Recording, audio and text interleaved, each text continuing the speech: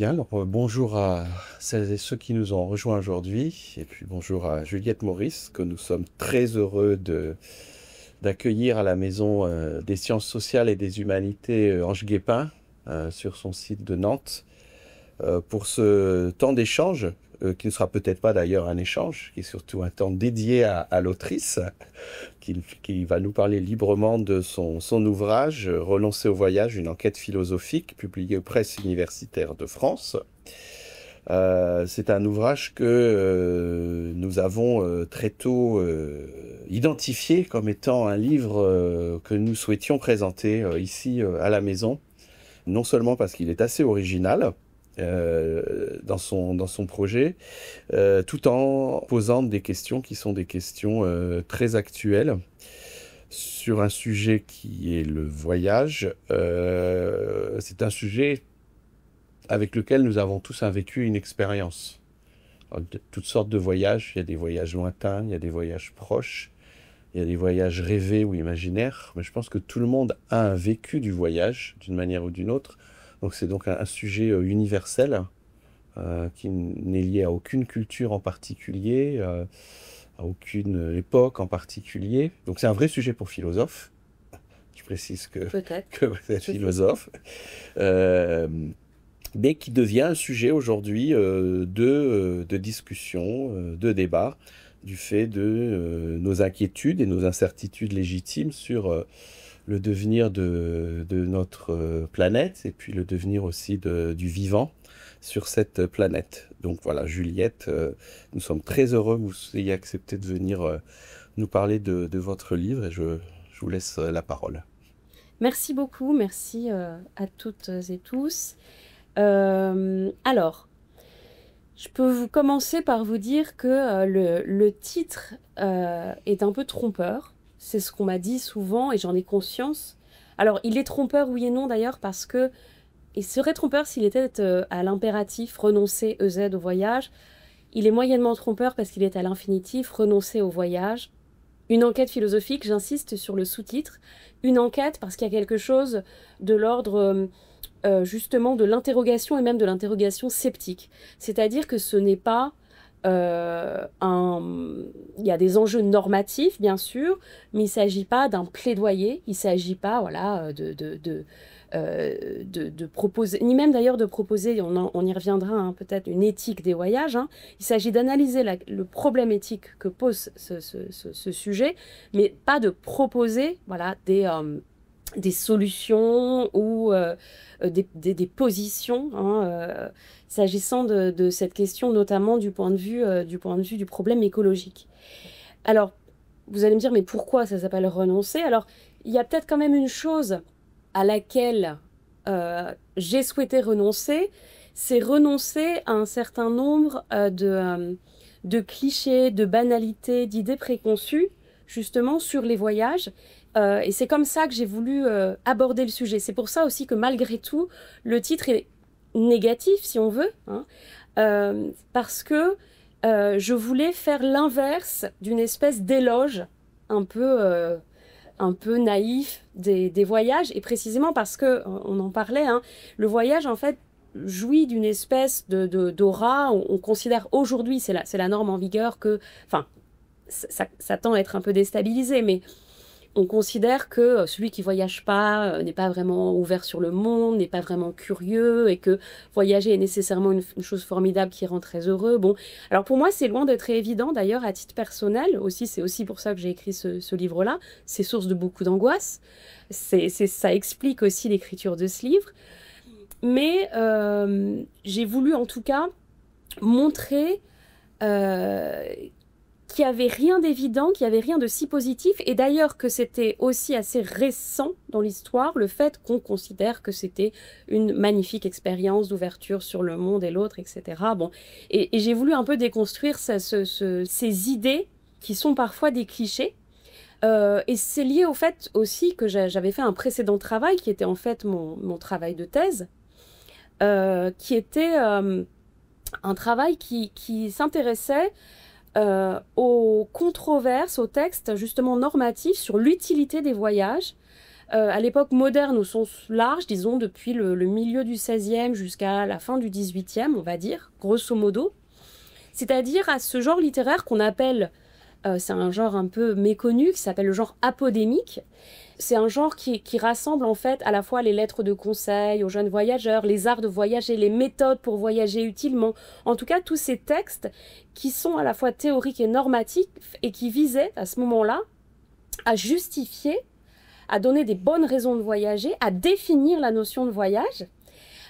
Et justement, ce corpus-là existait à un moment où la norme n'était pas en faveur du voyage. C'est-à-dire qu'il fallait en fait produire une forme d'apologétique des voyages précisément parce que c'est celui qui voyageait qui devait se justifier.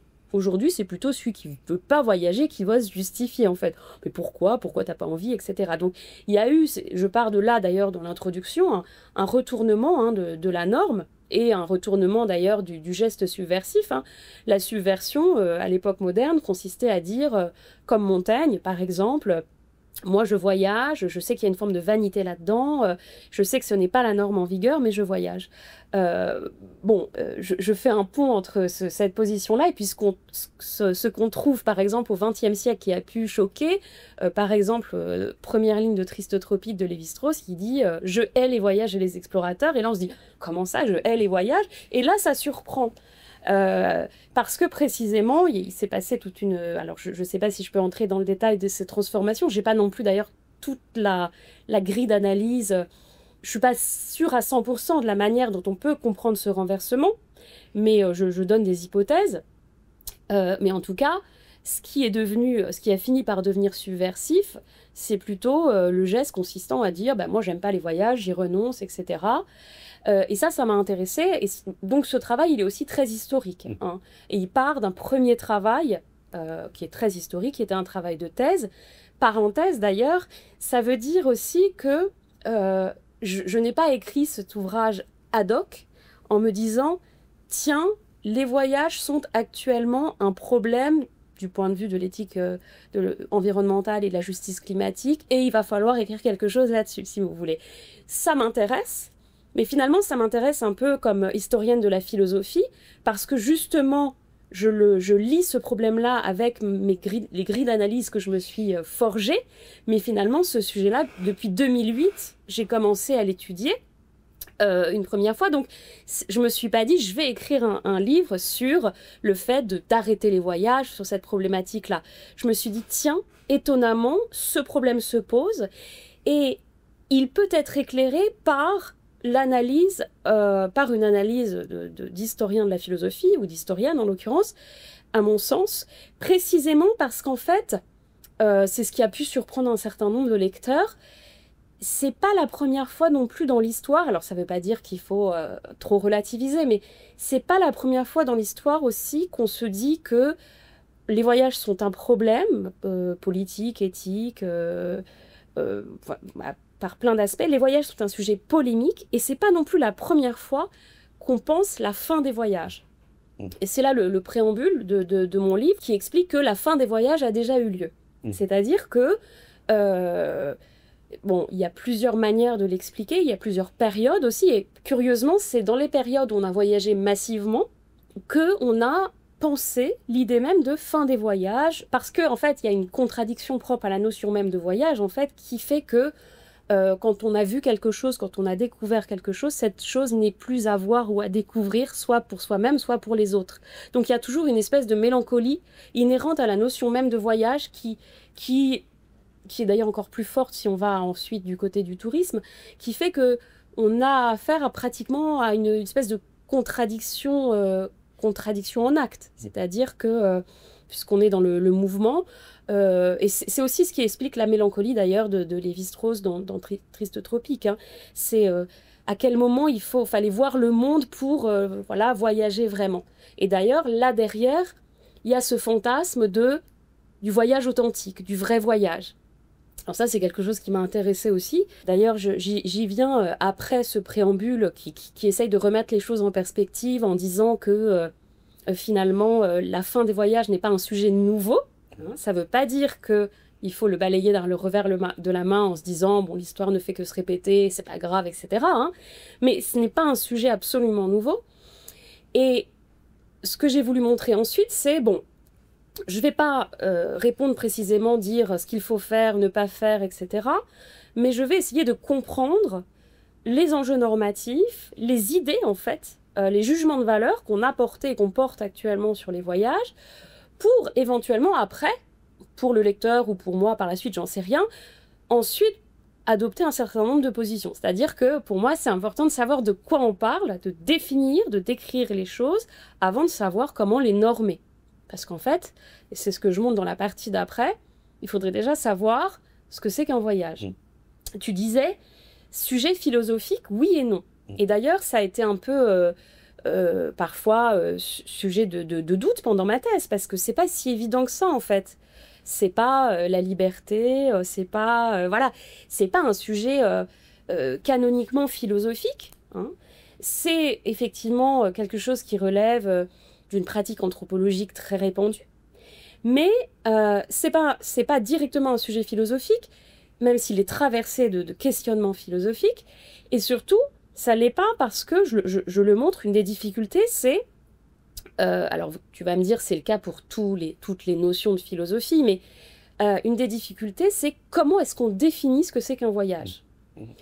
Alors, j'ai essayé de le faire, de me livrer à l'exercice dans une première partie, en disant, bon, on va essayer de savoir de quoi on parle, hein, et puis, en fait, si on ouvre un dictionnaire, on va voir que voyager, c'est se déplacer pendant un certain temps pour aller dans un certain lieu et puis en revenir. Bon, donc on est tout de suite devant un problème qui est celui du vague sémantique, c'est-à-dire une certaine distance, un certain temps, etc.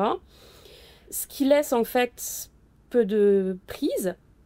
Parce que je vais un peu à fond dans ces problèmes-là. Je me dis, mais combien de temps il faut partir pour dire qu'on voyage?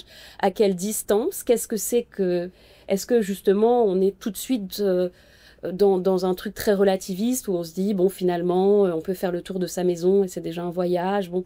Et j'ai essayé d'explorer un peu d'ailleurs dans la littérature hein, ce type d'hypothèse. Après, je me suis dit, bon, il y a ces critères quantitatifs, et puis il y a aussi les critères que j'appelle plus qualitatifs, hein, c'est-à-dire, bon, pour penser le voyage, alors moi, évidemment, je parle du voyage, on pourra peut-être y revenir d'ailleurs, librement entrepris.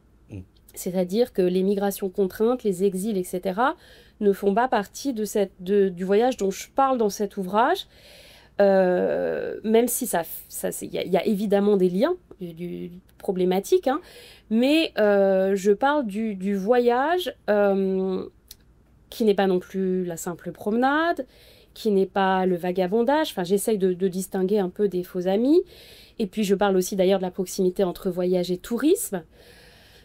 Et en fait, on se rend compte, d'ailleurs, c'est aussi pour ça que ça s'appelle renoncer et qu'il y a une forme de négativité, que le voyage est toujours, comment dire, défini par rapport à ce qui serait justement des simulacres de voyage, des faux voyages, des voyages ratés, des contrefaçons de voyage, avec cette posture d'ailleurs chez certains grands voyageurs, cette espèce d'éthos aristocratique qui consiste à dire un vrai voyage, c'est ça, ou le vrai voyageur fait ça, c'est ça, etc.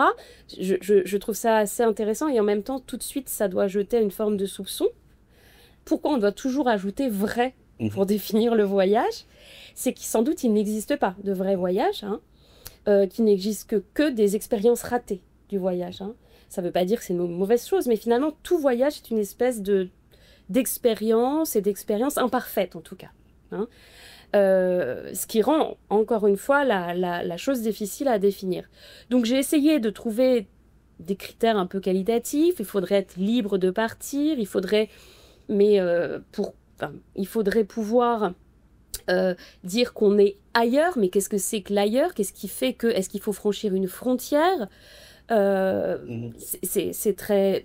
problématique aussi cette notion d'ailleurs. Il faudrait qu'il se passe quelque chose parce qu'on peut très bien se téléporter ailleurs et puis il se passe absolument rien, mais un événement, mais quel type d'événement?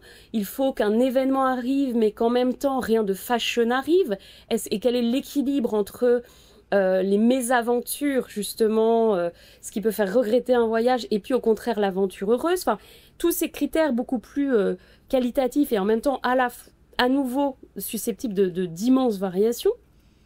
Bon, tout ça pour dire qu'à la fin, je n'ai pas vraiment de définition, en tout cas satisfaisante, mais en définissant le sujet, j'essaye de soulever un certain nombre de problèmes et de montrer que la question de la définition, d'ailleurs, elle a été prise au sérieux dans l'histoire aussi. C'est-à-dire qu'aujourd'hui, ça aussi, par rapport à ce qu'on disait tout à l'heure, aujourd'hui, de même qu'il est évident qu'on doit aimer voyager, finalement, il est assez évident qu'on sait ce que c'est qu'un voyage. On n'interroge pas tellement l'évidence Alors que, ça c'est intéressant, historiquement, alors là aussi j'en reviens à mon précédent travail, notamment à partir du milieu du XVIe, on se disait mais qu'est-ce que c'est que voyager ? Et on a comme ça des textes très très très méconnus d'auteurs qui disent alors un voyage, on va le distinguer, on va travailler par distinction conceptuelle, on va se dire voilà. Alors ça mêle toujours des enjeux descriptifs et normatifs, c'est-à-dire qu'est-ce que c'est qu'un voyage et puis qui doit voyager et comment à chaque fois. Mais c'est une question qu'on s'est posée dans l'histoire pour justement justifier cette pratique à un moment où elle n'était pas du tout évidente. Aujourd'hui, on le voit plutôt comme une évidence, et voilà, une évidence à la fois éthique, c'est-à-dire, enfin, en tout cas, comme quelque chose qu'on devrait pratiquer sans se poser de questions, et puis une évidence du point de vue épistémique, parce qu'on est censé savoir ce que c'est. Enfin, moi, je trouve ça fascinant, et finalement, d'ailleurs, je parle autant peut-être du voyageur, de la figure éthique du voyageur que du voyage. Et ce qui est étonnant d'ailleurs, c'est qu'on a un certain nombre de voyageurs, en grattant un peu, on se rend compte qu'on a des voyageurs qui disent, qui sont des pourfendeurs eux-mêmes du voyage, des gens qui ont passé leur vie à la voyager, qui se disent à la fin de leur vie en écrivant, mais qu'est-ce que j'ai fait ? Quel est le sens de tout ça ? Il y a pas beaucoup d'évidence. Par exemple, Ella Maillard, à la fin de sa vie, se dit, mais finalement, est-ce que ça valait bien le coup ? Et puis, certainement que oui, mais il y a un moment des questionnements qui surgissent, que finalement les voyageurs prennent en compte, comme Nicolas Bouvier d'ailleurs aussi, qui se dit à quoi bon, pourquoi j'ai fait ça, etc. Et ça m'intéressait d'attraper en fait au vol des questions qu'aujourd'hui même d'ailleurs on peut se poser, mais qu'on balaye souvent. C'est-à-dire, par exemple, vous faites un voyage, puis vous passez 24 heures dans un transport, vous loupez un avion, un train, j'en sais rien, c'est une galère horrible, et vous vous dites mais pourquoi, qu'est-ce que je fais là, est-ce que ça valait vraiment la peine, et est-ce que je le veux, et j'ai payé pour ça, etc.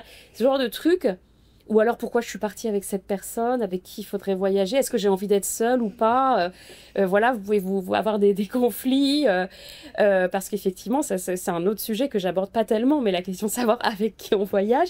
Et puis finalement, ce sont des sujets qu'on considère un peu comme anecdotiques et pas du tout philosophiques. Et en fait, il y a des questions qui sont pas inintéressantes là derrière. Savoir pourquoi on est là et pourquoi est-ce qu'on voyage. Qu'est-ce que c'est qu'une bonne raison de voyager ? À quoi bon ? Alors ça peut aller du problème très ancien des motifs ou des raisons du voyage, jusqu'à la question du sens. C'est-à-dire quel sens ça a.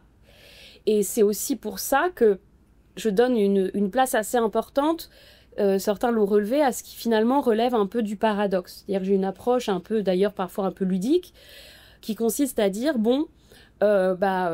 posons un certain nombre de problèmes. Alors après que j'ai essayé de définir ce que c'était qu'un voyage, j'essaye de prendre à bras-le-corps des problèmes qui peuvent paraître concrets, encore une fois, par exemple la question de savoir mais est-ce que ça vaut bien la peine de avoir le mal des transports, être jet-lagué, qu'est-ce qui arrive au corps ? C'est-à-dire que une des choses aussi que j'ai souhaité mettre en valeur, c'est que quand on pense voyage aujourd'hui, avec justement toute l'évidence axiologique que ça peut avoir, c'est-à-dire c'est formidable, c'est une ouverture à l'autre, etc. En fait, on évacue toute une partie qui pour moi est essentielle, qui est celle du corps. En fait, on voit qu'il y a souvent Montaigne qui revient, qui me tient un peu la main tout le long de l'ouvrage. parce qu'il en a très bien parlé. En fait, c'est quand même d'abord une expérience. Enfin, c'est aussi pour moi, c'est pour ça que c'était pas évident pour moi. Très tôt, je me suis dit, mais j'ai pas envie d'être malade, j'ai pas envie de faire ça, j'ai pas envie de mal manger, j'ai pas envie de mal dormir. Des choses extrêmement concrètes, hein, qui peuvent paraître très terre à terre et pas du tout philosophiques, pour moi le sont. Et j'ai voulu montrer que derrière ces grands discours sur voilà l'évidence du voyage, en fait, il fallait se demander ce que ça faisait au corps. Donc il y a toute une partie aussi sur les transports, hein, comment ça nous affecte, ce qu'on cherche, parce qu'en fait, il y a la question du mouvement, hein. Qu'est-ce que ça fait au corps et qu'est-ce que ça fait à l'esprit, alors en regardant différents types de locomotion.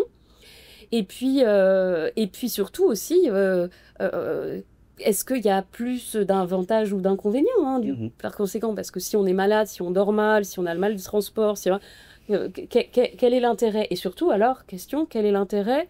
Qu'est-ce qui nous enjoint à voyager vraiment et pas à lire un livre, regarder un film ou mettre un casque de réalité virtuelle?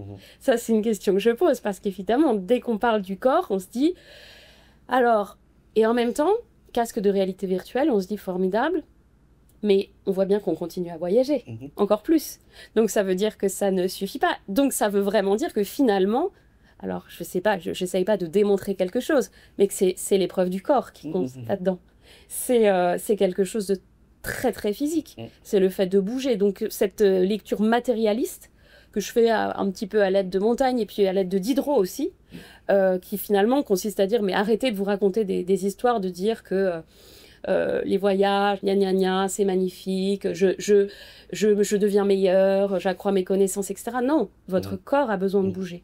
Ça, c'est des types d'hypothèses un peu matérialistes qui m'ont intéressée. Et je trouve qu'on les entend pas souvent. Et alors justement, sur cette question de l'épreuve du corps, tel que tu décris le voyage, finalement, c'est fondamentalement une épreuve physique. Ouais. Voilà, et je pense que tous ceux qui ont vraiment de l'expérience du voyage, le vrai voyage, parce que tu évoquais les vrais et les oui, voyages mais justement en disant... ce qu'on imagine comme étant le vrai voyage, hein, ce qu'on imagine comme étant le vrai voyage, oui. C'est souvent un voyage qui inclut l'épreuve physique, qui fait partie de l'expérience. Et alors tu évoquais, parce que tu parlais d'un travail qui était en fait très historique, quelque chose qui relève d'une forme de temporalité, un moment de renversement. Oui. Donc qui fait passer d'un moment où finalement le voyage n'est pas forcément quelque chose de si positif que ça, qu'on interroge, qu'on remet en question, et à un moment qui, on va dire, pour simplifier les choses, c'est notre moment, le moment que nous vivons depuis quelques générations. Le voyage, par définition, c'est positif. Tout le monde doit avoir voyagé au moins une fois dans sa vie, avoir découvert un ailleurs, etc. Le côté avoir pris l'avion, un côté initiatique. Il y a ceux qui ont déjà pris l'avion, ceux qui ne l'ont pas pris. Voilà. Donc, le voyage comme quelque chose qu'il faut réaliser, qui est positif. Est-ce qu'à ton avis, pour revenir sur le corps, le sujet, est-ce que un des éléments qui permettrait de comprendre ce renversement qui fait du voyage quelque chose de fondamentalement positif, c'est aussi qu'à un certain moment, nos sociétés qui valorisent beaucoup l'épreuve sur soi, le fait de se surpasser, d'accomplir des choses qui sortent de l'ordinaire, etc., n'ont pas eu tendance à reporter tout ça sur une bonne partie de ce côté initiatique, épreuve, dépassement de soi, sur le thème du voyage. Avec des voyages qui sont des voyages de l'extrême et qui ont eu beaucoup de retentissement et qui ont connu des modes aussi, et qui le sont encore plus aujourd'hui, je dirais. D'ailleurs, on voit réapparaître une littérature qui est sur, par exemple, l'ascension de montagne. Thème de la montagne, de gravir les sommets, etc., qui est quelque chose qui est extrêmement valorisé et valorisant. Et qu'est-ce que tu penses de ça? Est-ce que on peut pas lier ce caractère très positif de l'imaginaire du voyage aujourd'hui à cette valorisation excessive du dépassement de soi, de l'épreuve, etc. Alors, je ne sais pas si c'est le cas. Et ce qui est paradoxal, c'est que finalement, plus les voyages sont, je dirais, alors désolé pour l'anglicisme, safe, plus on vante l'aventure. C'est-à-dire que aujourd'hui, il y a beaucoup d'agences de voyage qui mettent le mot aventure aussi dans leur... et qui proposent d'organiser l'aventure. C'est ce qui est un peu une contradiction dans les thèmes. Et finalement, on cherche et on valorise l'aventure, d'ailleurs, à un moment où finalement, elle est assez balisée. Et elle est assez encadrée. Parce que mine de rien... alors, oui, on va admirer peut-être celui qui fait l'ascension. Alors, est-ce qu'il sera encordé? Est-ce qu'il sera protégé? Bon, parfois, il y a vraiment des gens qui vont très très loin. Ça... Alors, c'est vrai qu'en fait, cette question du risque, je l'aborde et je la trouve intéressante. C'est-à-dire du risque, de la morale du risque et de la question de savoir jusqu'à quel point il est raisonnable et on doit valoriser la question du risque. Et elle est vraiment inhérente à la notion de voyage. C'est un problème. Enfin, on va dire, oui, on ne pense pas forcément à ça, parce que si je vais faire voilà, un truc très plan-plan, etc. Bon, ceci dit, il y a toujours un minimum de risque. Hein. Il y a toujours, dès qu'on sort de chez soi, en fait, il y a toujours, même si je vais faire une croisière, et puis bon, voilà, bon, il y a toujours un petit risque, en fait. Ça m'intéresse, effectivement. Il y a un auteur qui est Jean Kelevitch qui en a très bien parlé, et qui dit, qui dans l'aventure, l'ennui, le sérieux, il dit finalement, personne ne m'oblige à escalader l'Himalaya un beau matin, en fait. Je suis libre de le faire. Pourquoi je le fais? Lui dit, finalement, un ange ou un dieu, une entité immortelle, n'a pas la chance de prendre des risques, ne peut pas prendre des risques parce qu'il ne peut pas mourir. Il a cette espèce de protection. Il est immortel. Nous sommes des créatures vulnérables. Nous sommes comme ça des petites créatures finies. Et par conséquent, nous pouvons courir des aventures. Donc c'est un privilège. Nous pouvons prendre des risques et vivre des aventures. Précisément parce que nous sommes mortels, et effectivement, il y a quelque chose de cet ordre-là, et sans doute que dans le voyage, il y a quelque chose de l'ordre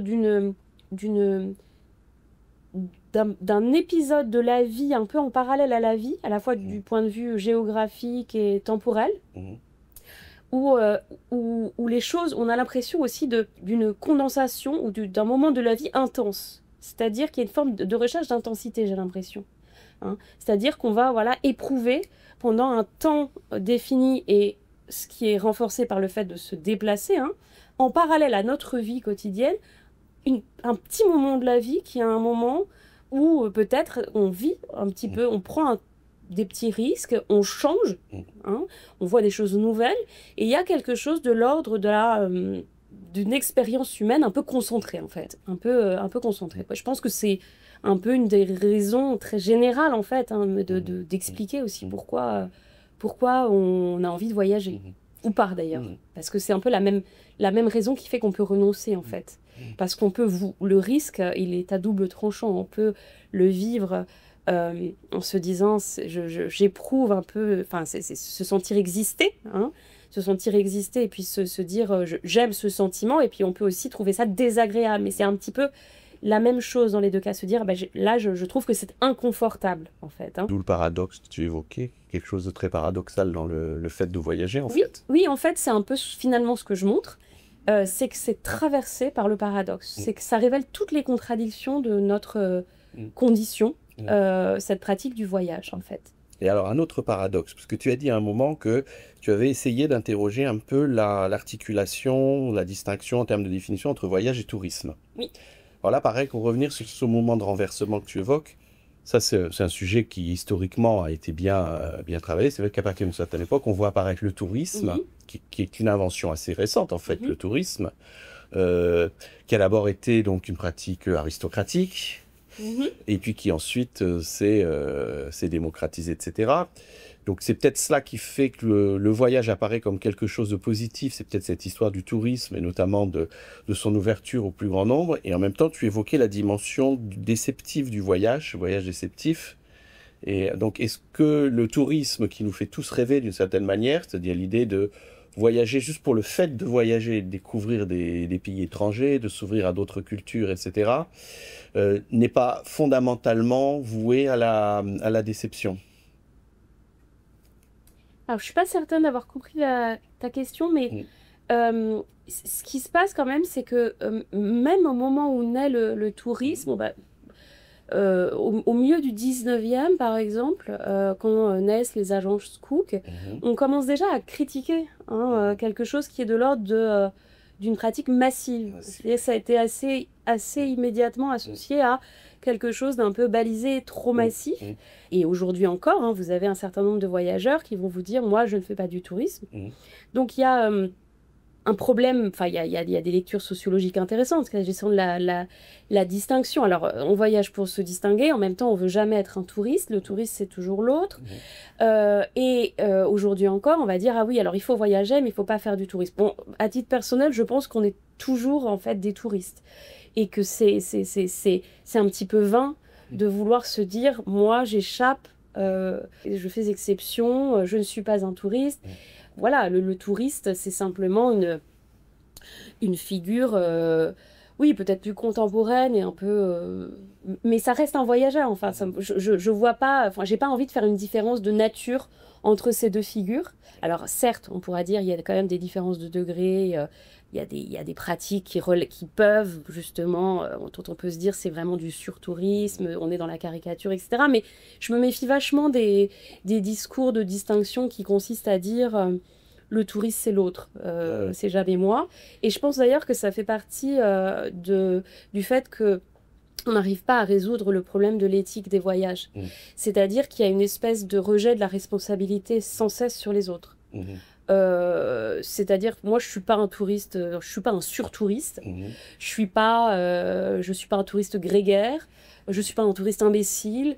Donc voilà, on a tendance comme ça à rejeter sur les autres cette espèce d'accusation, ce qui fait que bon bah la responsabilité ou alors on a tendance à dire moi je suis un touriste mais responsable, etc. Mais voilà, en tout cas c'est encore une fois ce genre de jugement de valeur que je trouve intéressant et qu'il faut vraiment bien analyser pour comprendre le problème. Mais du coup, j'ai pas répondu à la question. Sur la dimension déceptive du voyage, est-ce que...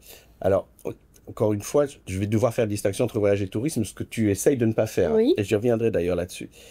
Peut-être simplement te demander de développer cette dimension déceptive du voyage que tu as touché du doigt. Tu veux dire le fait d'être déçu au sens Voilà, d'être déçu, voilà. D'être déçu, c'est-à-dire que parfois, et je pense que plusieurs d'entre nous ont fait cette expérience, on a rêvé une destination, on a rêvé un lieu qui était un lieu imaginaire, et puis à partir du moment où on en a découvert dans sa réalité, peut-être parce qu'on était dans une démarche justement de touristes, c'est pas de vrais voyageurs, pour revenir sur ce que tu disais, on peut revenir déçu de ce que l'on a vu, ou parce qu'il y avait trop de touristes, ou parce qu'il y avait trop de touristes, voilà. Ou parce que simplement le lieu dans sa réalité n'est pas du tout le lieu qu'on avait, ça c'est un problème qu'on avait rêvé.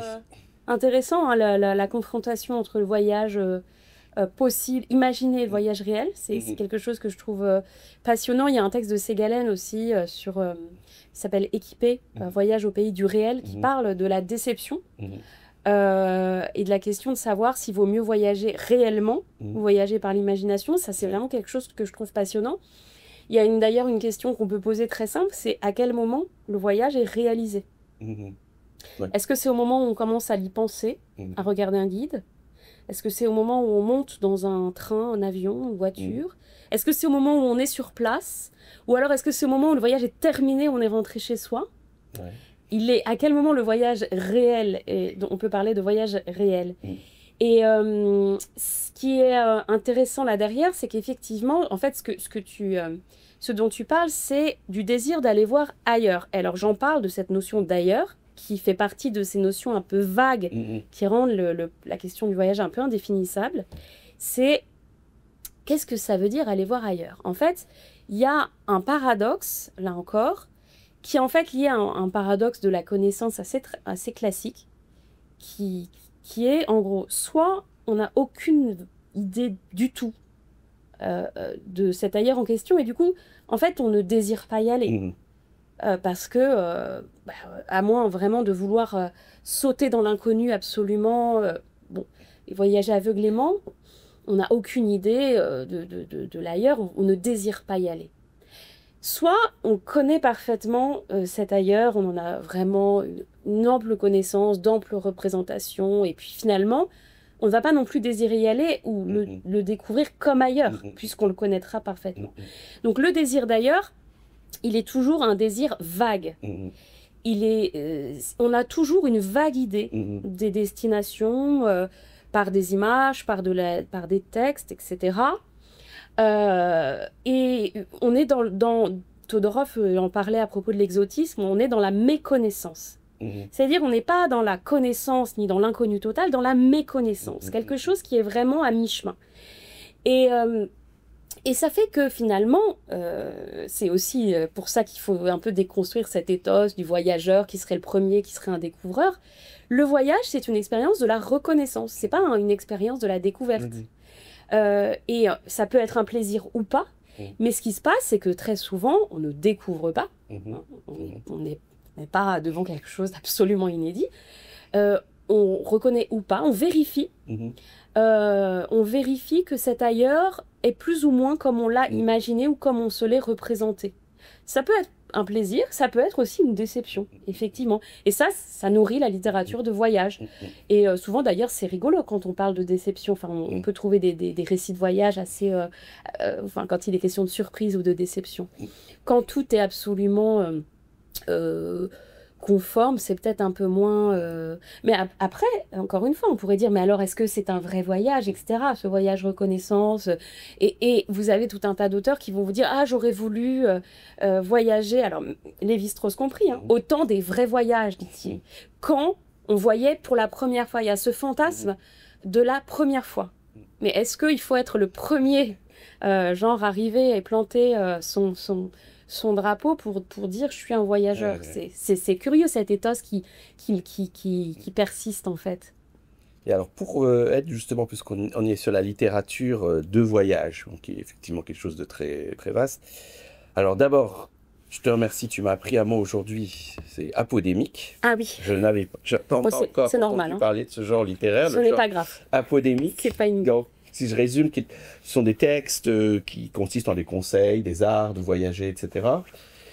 Et alors, si on veut en finir, puisque ça avait l'air d'être un petit peu l'idée, avec une distinction fondamentale de valeur entre tourisme et voyage, parce que finalement, les guides de voyage, tels qu'on les pratique aujourd'hui, tels qu'on les lit, etc., sont pas finalement les héritiers de ce genre apodémique.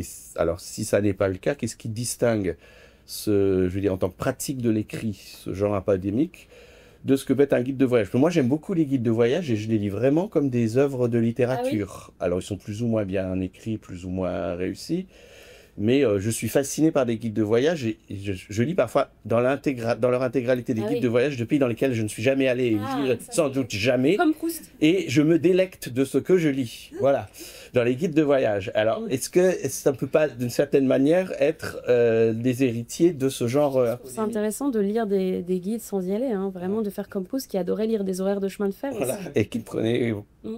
qui a voyagé quand même, mais quand même, qui a voyagé, mais assez peu, qui a souvent dû renoncer, pour des raisons de santé aussi, mais qui avait et qui disait, c'est important que ces lieux existent réellement, c'est-à-dire on n'est pas dans le voyage imaginaire, dans la fiction. On lit, on sait que ces lieux renvoient à des voyages possibles. Pour moi, ça c'est important. J'irai peut-être pas, mais c'est possible. On est dans le possible. Alors la question de savoir s'il y a une continuité entre... Alors c'est vrai que finalement, il faudrait faire une histoire littéraire de ce genre-là. Il y a quand même quelque chose d'un peu différent. Je pense que le guide, disons plus touristique, il a vocation à être sans cesse renouvelé quand même, malgré tout, à être mis à jour. Qu'il indique aussi, finalement, qu'il est lié aussi à une pratique de consommation, c'est-à-dire ou manger ou dormir, que faire, que voir aussi. Alors que ce genre, finalement, ce genre que j'avais étudié, il y a des parentés, mais ce genre littéraire était vraiment du côté, était beaucoup plus généraliste, c'est-à-dire qu'on ne va pas dire directement ce qu'il faut voir à tel endroit. C'est vraiment de l'ordre de l'éthique, comment se comporter aussi d'ailleurs, ce qui est intéressant. Alors ça peut être des choses qu'on retrouve parfois dans certains guides, mais c'est pour moi plus généraliste et plus normatif encore. C'est-à-dire qu'aujourd'hui quand même, on peut avoir quelques conseils, c'est pas toujours... Mais c'est vrai que malgré tout, oui, il y a des ponts possibles à faire. Je dirais que quand même ce qui distingue, encore une fois, c'est l'aspect consumériste et sans cesse renouvelé de la chose. Ceci dit, de moins en moins, on a recours à des guides, parce qu'aujourd'hui, on a les téléphones. Hein. Ce qui est intéressant aussi dans le guide plus contemporain, qui est lié à l'apparition du tourisme, c'est le système d'évaluation par étoile, avec aussi cette idée de finalement avoir en première intention, avoir en deuxième intention, avoir absolument. Ça, c'est intéressant parce qu'il y a quelque chose effectivement de l'ordre... ça dépend comment on l'interprète, soit de l'ordre de la conquête, de la conquête scopique, en fait, un peu, soit de l'ordre de la consommation. Hein, qu'est-ce qu'il faut avoir vu, avoir fait, ce qui était moins l'enjeu chez les... Mais bon, une chose que j'ai pas dite hein, sur la littérature apodémique, c'est que c'est pas seulement lié à ça, mais c'est en partie lié au fait que on parle des enjeux pédagogiques. Pas seulement, mais en partie. C'est-à-dire aux jeunes gens qui vont en général d'ailleurs, pas à partir tous les ans, mais une fois à la fin de leurs études, hein, plutôt. C'est-à-dire comment un jeune gens qui est à peu près bien formé va se comporter en Italie, par exemple, qu'est-ce qu'il va devoir faire. On ne sait pas dans le voyage répété, récurrent, hein, c'est plus dans le voyage qu'il faudra justement réussir parce que c'est peut-être un voyage de formation, de fin d'études. Enfin, il y a quand même cette distinction importante. Et là, il y a une très longue lignée, en fait, de la littérature, parce que pour venir à une période que je connais bien, évidemment, dans l'Antiquité classique, ce genre de texte existe. Hein, le périple de la Grèce de Pausanias. Oui. C'est un texte écrit pour des voyageurs qui appartiennent à l'aristocratie, essentiellement des jeunes gens, notamment, qui vont aller faire leur Erasmus philosophique en Grèce. Et effectivement, on leur décrit les hauts lieux du pays, avec les monuments qu'il faut voir, etc., etc. Donc là, il faudrait que je regarde. Voilà, il y a quelque chose qui relève un petit peu de ça.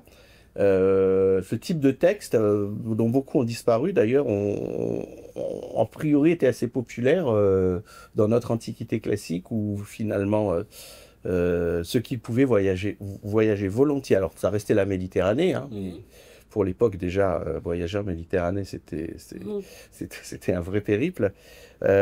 Donc c'est vrai qu'il y a sans doute un travail intéressant à faire de filiation dans le temps et qui serait intéressant justement pour étudier un petit peu ce que tu évoquais, peut-être le moment où on est passé d'une approche un peu plus consumériste qui est la nôtre par rapport à d'autres, je dirais, d'autres traditions ou d'autres manières d'écrire, alors pas le récit de voyage hein, en tant que genre littéraire, mais d'écrire le voyage sous forme d'un texte qui est une sorte de texte de conseil, d'accompagnement de celui qui est susceptible de voyager et de se rendre ailleurs. Ça me fait penser à quelque chose d'ailleurs, je ne sais pas pourquoi j'y ai pensé d'un coup. Mais finalement, il y aurait aussi des ponts intéressants à faire. Alors ça peut paraître complètement délirant, mais entre le touriste contemporain et aussi une autre figure que j'ai pas abordée, par exemple au XVIe siècle, qui est celle du pèlerin. Ah oui.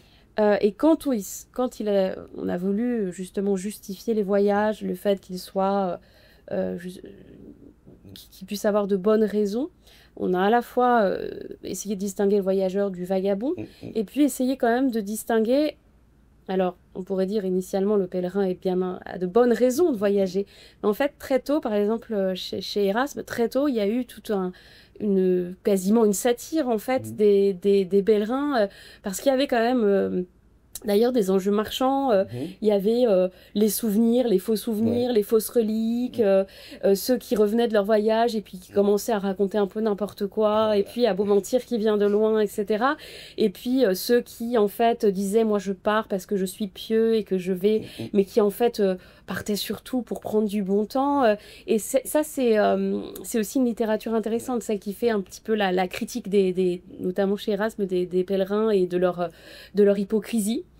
Ce qui montre d'ailleurs qu'on a toujours besoin d'avoir ces espèces de motifs un peu nobles, parce qu'à ce moment-là aussi, on pouvait pas dire simplement je pars pour le plaisir. Mais c'était ça le problème, c'est qu'on se rendait compte que le plaisir prenait un peu le pas, qu'il y avait une forme de crédulité chez ces touristes, en fait, un petit peu. Ça, c'est aussi une figure que je trouve intéressante. Mais en fait, quelles que soient les figures qu'on isole, on se rend compte qu'il y a toujours ces polémiques, ces jugements de valeur et ces postures que je trouve intéressantes pour comprendre aussi les voyageurs d'aujourd'hui. Là, il y a un vrai sujet anthropologique, c'est là que tu évoques, parce que le pèlerinage, on le retrouve pas dans toutes les civilisations, mais il y a beaucoup de civilisations dans lesquelles le pèlerinage est important. C'est que dans la littérature de l'islam classique aussi, la question du pèlerinage à la Mecque est aussi génératrice de textes, qui sont des textes qui décrivent des lieux, etc. On retrouve ça aussi chez les bouddhistes dans certaines traditions, avec les pèlerinages dans les grands sanctuaires du bouddhisme où il faut se rendre. Et ça génère aussi des textes, mais qui ne sont pas des textes, justement des récits de voyage, qui sont plus des textes sur le pèlerinage en tant que tel. Voilà. Et les lieux où s'arrêter, les lieux qu'il faut voir, les choses à faire, à ne pas faire, etc. Donc là, ça, anthropologiquement, c'est vrai que tu touches une question. J'en ai très peu parlé, j'en ai même pas du tout parlé dans ce livre-là, hein. J'en ai plutôt parlé dans mon précédent travail. Mais ce livre, en fait, j'ai l'impression qu'il ouvre beaucoup de portes. Il ouvre beaucoup d'horizons et il amène malgré la couverture. Voilà, et il amène à beaucoup de prolongements, en fait. Ouais. Je pense qu'on peut laisser aussi l'auditoire présent, s'il le souhaite, te poser des questions. Merci beaucoup de nous aider à réfléchir à cette question. Vous avez beaucoup insisté là sur l'histoire des idées par rapport au voyage. Et moi, je me demandais s'il y avait aussi, dans votre enquête, un lien, où vous établissez un lien aussi avec une logique peut-être plus d'économie politique. Est-ce que la légitimation du voyage ne suit pas aussi des enjeux et des logiques, disons, plus marchandes ou de transformer le voyage en produit est-ce qu'il y a un lien justement entre cette histoire des idées puis peut-être une réflexion plus en termes d'économie politique? Puis ma peut-être deuxième question qui est un peu liée à ça aussi, c'est les réflexions que vous amenez, comment est-ce que ça nous aide à penser justement les enjeux pour mettre les pieds dans le plat climatique du voyage et peut-être en sortant d'une logique de culpabilisation du consommateur ou vraiment une logique, ou pointer uniquement l'aspect consommation et voilà, comment est-ce que ça nous aide à penser cet enjeu-là? Alors, ce sont deux grandes questions, hein. La première, oui, certainement qu'il y a un contexte qui peut expliquer qu'on valorise parce qu'il y a des intérêts économiques. En même temps, j'ai pas de preuves textuelles là tout de suite, donc ce serait un petit peu une hypothèse à l'emporte-pièce. Je pourrais pas vous répondre comme ça. Il y a une chose que j'ai pas dite, c'est que dans cette espèce de grand retournement, il y a quand même une notion qui, c'est assez banal hein, d'ailleurs hein, comme constat, hein, mais qui explique aussi qu'il y a eu ce changement un petit peu d'attitude par rapport à la pratique du voyage, c'est la notion de curiosité. On le sait hein, classiquement, enfin, si vous lisez un texte d'Augustin, on va vous dire que voilà, la curiosité, c'est une forme de libido sciendi, ça a quelque chose de vain, d'illimité, etc. Et alors ça, d'ailleurs, j'en parle un petit peu, hein, il y a Hans Blumenberg, lui, considère que dans la légitimité des temps modernes, il y a ce qu'il appelle la légitimation finalement de la curiosité théorique, c'est-à-dire la curiosité notamment qui passe par ce qu'on voit, hein. Et lui, voilà, identifie à cette période-là, en tout cas, un changement, c'est-à-dire que on va arrêter d'ailleurs de concevoir que l'accès qu'on a au monde est triangularisé par le divin, si vous voulez, hein, enfin pour dire les choses vraiment hyper rapidement, et le fait qu'on légitime la curiosité théorique, ça participe au fait qu'on peut considérer qu'aller voir le monde, ben, c'est peut-être pas une hérésie non plus, alors que on considérait que finalement, justement, vouloir aller voir, vouloir aimer le changement aussi, d'ailleurs, le changement dans ce qu'on voit aussi, hein, le changement de paysage, voilà, on pouvait considérer que ça relevait d'une curiosité qui était plutôt un péché, en fait, hein, pour dire les choses très simplement, hein, en fait, un péché, hein, c'est-à-dire, et pendant très longtemps, en fait, d'ailleurs, dans la Bible, celui qui voyage, c'est le diable, en fait, hein. C'est celui qui circule partout. C'est le voyageur, c'est le diable. Il y a des jeux de mots, hein, d'ailleurs, là-dessus, hein. Le diabolique, en fait, c'est ça. Le diabolique, c'est le viatique, en fait. Il y a une association assez claire. Et puis, il y a quand même un grand renversement. À un moment, on se dit, bah, peut-être que... c'est peut-être un des grands bouleversements de l'époque moderne, hein. Peut-être que la curiosité n'est pas un péché. Et peut-être que, finalement... voyager n'est pas si diabolique que ça, hein, d'où le fait qu'on va commencer à explorer, à employer des instruments pour voir de plus près, pour voir les choses de loin. Mais il y a comme ça un grand, quand même un bouleversement important. Alors là, je vous laisse aller voir pour beaucoup plus de rigueur le texte de Blumenberg, hein. Donc ça, c'est le premier aspect. Après, sans doute que les enjeux économiques liés au tourisme ont ensuite vraiment entériné cette réhabilitation, on va dire, de la curiosité. Et puis en fait, on va se rendre compte aussi que ce qui va en fait valoriser ensuite, ou en tout cas faire la pub du tourisme, ce sera plus tellement d'ailleurs la curiosité, ce sera aussi la notion de loisir, de plaisir.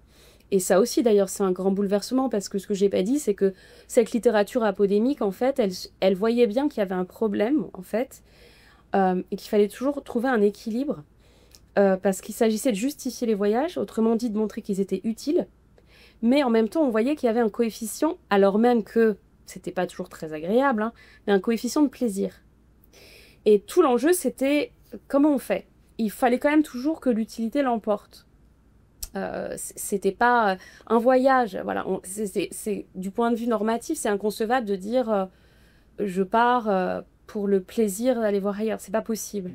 C'était vraiment l'idée que, parfois même d'ailleurs d'une façon un peu peut-être hypocrite, mais il fallait pouvoir dénombrer des raisons, des motifs, parce que utilitas et voluptas, hein, c'est dit comme ça doit être quand même très bien équilibré et être plutôt du côté de l'utilitas. Par exemple, chez Juste Lips, hein, qui dit, voilà, pas trop non plus... alors aussi parce qu'on s'adressait à des jeunes gens, hein. Et finalement, un des grands bouleversements du tourisme, c'est ce moment où on se rend compte que on peut voyager pour le plaisir et que peut-être c'est légitime, en fait. Et que peut-être c'est même pas utile, d'ailleurs. Ce moment, voilà, où le loisir est possible. Le voyage pour le loisir est vraiment possible. Pas seulement le voyage de son plein gré, mais vraiment le voyage de loisir. Donc ça, c'est évidemment un grand bouleversement aussi qui est assez récent, hein. L'idée oui, qu'il serait légitime de se livrer à ce loisir-là. D'ailleurs, ça peut permettre d'établir un lien avec l'autre aspect de votre question, qui est ce qui concerne, je crois, les enjeux climatiques, hein. Alors, je ne donne pas de solution, mais effectivement, en tout cas, j'essaye d'identifier les problèmes, ce qui fait que c'est difficile à traiter. Et effectivement, d'ailleurs, une des questions qu'on peut poser... Je me suis posé moi-même la question en me disant, mais au fond, j'ai une approche assez historique. Est-ce que je ne suis pas du tout spécialiste de justice climatique? Est-ce que vraiment c'est pertinent? Est-ce que vraiment j'ai quelque chose à dire sur le sujet? C'est pas certain. Après, en fait, ce que je trouve assez étonnant, malgré tout, c'est que dans ces textes, même si évidemment la question climatique n'existait pas, on se posait des questions qui ont du sens encore aujourd'hui. Par exemple, est-ce qu'il y a plus d'avantages ou d'inconvénients à voyager? Qu'est-ce que c'est qu'une bonne raison de voyager? Ou est-ce que le voyage est une chose nécessaire ou superflue? Et bien sûr qu'aujourd'hui, on peut se poser cette question-là. Est-ce que, par exemple, aujourd'hui, on parle avec d'autres termes, ceux qui parlent de justice climatique vont dire, par exemple, les émissions de gaz à effet de serre que j'entraîne, est-ce qu'ils relèvent d'émissions qu'on dirait de subsistance ou d'émissions de luxe? Donc cette question, je ne l'ai pas abordée frontalement, mais elle est évidente. Est-ce que c'est un luxe? Est-ce que c'est un besoin naturel ou un luxe? C'est pas du tout évident. Alors on pourrait se dire, bah, c'est pas comme boire, manger, dormir, etc. Bon, mais la question du luxe, elle mériterait d'être approfondie. Et finalement, elle surgit un petit peu aussi dans toute cette littérature polémique, hein, sur toutes ces réflexions, hein, sur aussi les paradoxes du voyage. C'est dans quelle mesure, justement, c'est une chose dont on pourrait se passer absolument. Bon, après, d'ailleurs, politiquement, je trouve que c'est pas souhaitable. Parce que pour moi, l'idée d'un avenir dans lequel on voyagerait pas, elle est complètement dystopique. On peut envisager de ralentir le rythme ou de réfléchir aux manières de voyager, mais si vous voulez, il faut que ça reste du domaine du possible. Parce que si on ne peut pas voir, si on ne peut pas passer ces frontières politiquement, moi, je trouve ça c'est extrêmement grave. Enfin, ça me paraît compliqué. Il faut que ce soit possible. Après, il faut parler des modalités, du degré et voilà, des manières. Mais évidemment que ça paraît pas du tout. Enfin, moi, ça me paraît pas envisageable parce que justement, être enfermé dans des frontières, c'est le début de la fin. Enfin, politiquement, je pense. Enfin, c'est très banal ce que je dis là. Et alors, tu évoques justement le luxe, le côté superflu qui peut être attaché à l'idée du voyage. Tu parlais du voyage diabolique. Tu parlais de la curiosité. Donc, qui est effectivement, la curiosité n'est pas nécessairement une vertu selon les traditions qu'on considère. Hein. D'ailleurs, le personnage d'Ulysse, de ce point de vue-là, est intéressant dans notre tradition. Ulysse, c'est lui qui est un personnage très ambigu, justement. Hein, profondément, est-ce que le sujet ne serait pas que nous sommes attachés à des lieux et à des terres? Bon, il y a des sociétés sédentaires, il y a des sociétés nomades, mais même les nomades ne sont pas vraiment des voyageurs au sens où on pourrait considérer le voyage comme la découverte d'un ailleurs. Hein.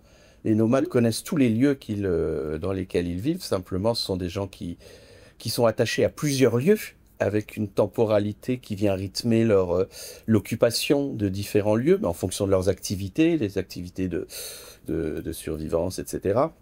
Donc je pense que même le nomade, finalement, c'est pas vraiment un voyageur au sens voilà, découvreur d'un ailleurs, etc. C'est juste quelqu'un qui est plus en mouvement que le sédentaire, mais qui n'est pas forcément un voyageur. Et pendant longtemps, il y a eu aussi chez nous cette distinction importante entre les gens de la mer et les autres. Et les gens de la mer ont toujours été une catégorie un peu marginale, un peu à part. Hein, même sur le plan juridique, pendant longtemps, il y avait le droit des gens de la mer qui n'étaient pas les mêmes que les autres, etc. Est-ce que finalement, parce que être attaché à un lieu, être attaché à une terre, bah, d'un point de vue très matériel, c'est lié à des questions de travailler une terre, de travailler un lieu, de produire quelque chose pour avoir une activité économique, exister, etc.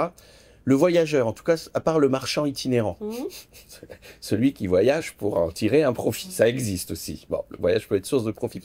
Mais finalement, le voyageur, oui, c'est celui qui ne travaille pas, qui ne produit pas, etc. Là, tu penses à quelqu'un qui voyagerait tout le temps, du coup? Parce qu'aujourd'hui, dans nos sociétés, un peu, voilà. Oui, un voyage, c'est un peu le temps, effectivement, de loisir. C'est un peu la récompense. C'est un peu la récompense quand on a bien travaillé. Voilà. Le salut. Voilà, c'est ça. Le nouveau salut, c'est-à-dire il y a l'effort, le travail, et puis finalement, une forme de salut qu'on obtient après avoir économisé suffisamment pour mériter. On a mérité quelque chose. C'est ça. Comme... Mais c'est la dimension de l'inutilité peut-être du voyage qui peut faire que, justement, notamment dans les questionnements actuels sur est-ce qu'il faut continuer à voyager ou pas, c'est peut-être ça fondamentalement qui est un peu en jeu plus que je dirais, le bilan carbone ou autre. Parce qu'il y a des tas d'activités utiles qui ont un bilan carbone, en tout cas vécues comme utiles, qui ont un bilan carbone absolument catastrophique et qu'on ne va pas interroger. Oui, mais ceci dit, je me permets de rebondir parce que tu parlais de la terre, de l'attachement, de l'ancrage, effectivement d'ailleurs, et du nomadisme. Pour penser le voyage, il faut penser le départ depuis un point d'ancrage et puis un retour. Mais en fait, curieusement, effectivement, il y a la question de savoir où on habite et pourquoi d'ailleurs on habite ici et pas ailleurs. Et en fait, par exemple, il y a un texte qui est un des derniers d'ailleurs, qui relève selon moi de la littérature apodémique, qui est le chapitre sur les voyages dans l'Émile de Rousseau, où à la fin justement de son adolescence, Rousseau doit partir. Pas Rousseau, Émile, pardon. Émile doit voyager. Et en fait, c'est alors, pour le coup d'ailleurs, une des versions les plus politiques du problème. Et il en fait vraiment un enjeu politique, c'est comme ça qu'il devient un citoyen. Et l'idée, c'est, on est du côté du, je dirais, je vais employer un gros mot, mais du transcendantal, c'est-à-dire qu'en fait, il faut qu'il soit possible de se délier pour pouvoir élire, se choisir comme citoyen du lieu où il va habiter. C'est-à-dire que pour pouvoir être ce citoyen à tel endroit, à tel lieu, et choisir, en fait, alors il y a quelque chose de l'ordre un peu du détour et de l'artifice, mais il doit choisir son lieu d'ancrage. Et pour le choisir librement, et pour être un citoyen libre, il doit partir. Donc il y a vraiment une conception très politique du voyage et du voyage d'éducation dans Émile, mais effectivement, d'ailleurs on en revient à la question du possible, il faut, pour habiter, pour être là, au moins que le départ soit possible. Ça peut paraître très paradoxal, mais il faut pouvoir se délier, et d'ailleurs j'en parle un tout petit peu à la fin, je crois. J'en parle un tout petit peu avec Pérec, que j'aime beaucoup, qui a écrit un très beau texte qui s'appelle Espèce d'espace, et qui dit à la fin, habiter le monde, je dis à la fin en citant Pérec, habiter le monde requiert de pouvoir s'y mouvoir, et non pas de prendre racine en un lieu stable ou d'élire tel lieu comme point de référence. Et donc Pérec dit, de tels lieux n'existent pas, et c'est parce qu'ils n'existent pas que l'espace devient question. Donc ça permet aussi de penser effectivement cette question du mouvement et du voyage, du déplacement, en fait, la question de l'habiter et de l'ancrage. Et là, on revient à quelque chose qui a quand même une petite présence dans la tradition philosophique. Moi, je pense par exemple à une des premières lettres de Sénèque à Lucilius, la question de savoir s'il est bon de voyager ou pas. Oui, ça j'en parle. Voilà. J'en parle vraiment. Et donc, est-ce que le voyage finalement est quelque chose qui relève d'une nécessité vitale, biologique pour l'espèce humaine? Je serais tenté de dire non. Ben, pendant très longtemps, on a vraiment très peu voyagé. Voilà. Et donc, est-ce que ce qui fait, je veux dire, toutes les questions là que tu posais, notamment tu as posé la question du sens du voyage. Est-ce que le voyage a un sens? Qu'est-ce qui fait qu'il est légitime? Est-ce que c'est pas fondamentalement, je reviens finalement un petit peu à la philosophie, une question de savoir, est-ce que c'est pas le propre de l'homme que de vouloir à un moment, on peut prendre le cas de Rousseau, de ressentir ce besoin de s'arracher à un lieu pour être. Oui. Voilà. Ce qui n'est pas, je dirais, une nécessité vitale et biologique pour notre espèce. Oui, c'est sûr. Non, mais de toute façon, oui. Même si évidemment les biologistes diront que des espèces qui vivent toujours dans les mêmes lieux et qui ne produisent pas de mélange entre elles sont des espèces qui sont vouées à dégénérer, à disparaître. Donc c'est vrai que le principe même de la reproduction est un principe qui repose sur le mouvement d'un individu qui va rencontrer un autre individu et qui, si possible, est différent de lui. Oui. Donc... Oui. Pour moi, l'humain, son principe, c'est le mouvement. C'est la vieille image de l'humain qui se transforme. Oui, l'évolution de l'humain. De l'évolution. Oui. Et voilà, être humain, c'est marcher.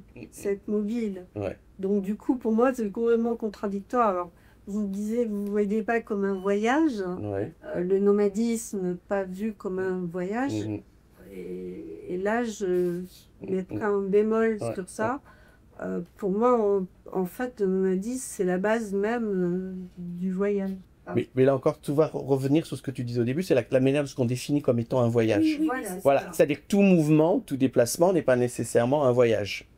Je suis d'accord qu'effectivement, l'espèce humaine, que l'on va couper. Voilà, est une espèce qui, depuis qu'elle est apparue sur Terre, n'a cessé d'abord de s'étendre, de coloniser des espaces, et puis de se mêler, voilà.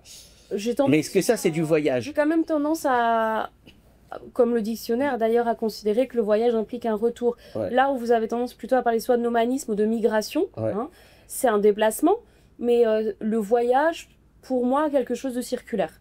Mais bon, je ne suis pas voilà, absolument catégorique. Du nomadisme dont on parlait tout à l'heure. Oui. Du nomadisme. C'est toujours un retour vers les mêmes. Voilà.